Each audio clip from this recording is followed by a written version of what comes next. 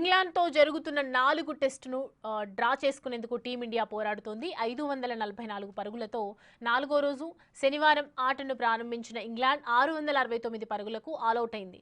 అనంతరం రెండో ఇన్నింగ్స్ను ఆరంభించిన టీమిండియాకు ఆరంభంలోనే గట్టి షాక్ తగిలింది. యశస్వి జైస్వాల్, సాయి సుదర్శన్ ఒక్క పరుగు కూడా చేయకుండానే వెనుదిరిగారు. దీంతో భారత్ పీకల్లోతు కష్టాలు కూరుకుపోయింది. ఇలాంటి సమయంలో టీంకు కెప్టెన్ శుభ్మన్ గిల్, కేఎల్ రాహుల్ మంచి పార్ట్నర్షిప్ దొరికింది. గిల్ 78, రాహుల్ 87 పరుగులు చేసి టీంను ఆదుకున్నారు.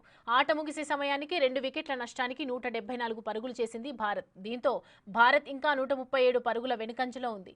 ఫస్ట్ దూకుడుగా ఆడిన గిల్ హాఫ్ సెంచరీ చేసిన తర్వాత జోరు తగ్గించాడు. అయితే మరో ఎండ్లో ఉన్న రాహుల్ ఆరంభంలో ఎక్కువగా సింగిల్స్ తీశాడు. అతను 141 బంతుల్లో అర్ధ శతకం పూర్తి చేసుకున్నాడు.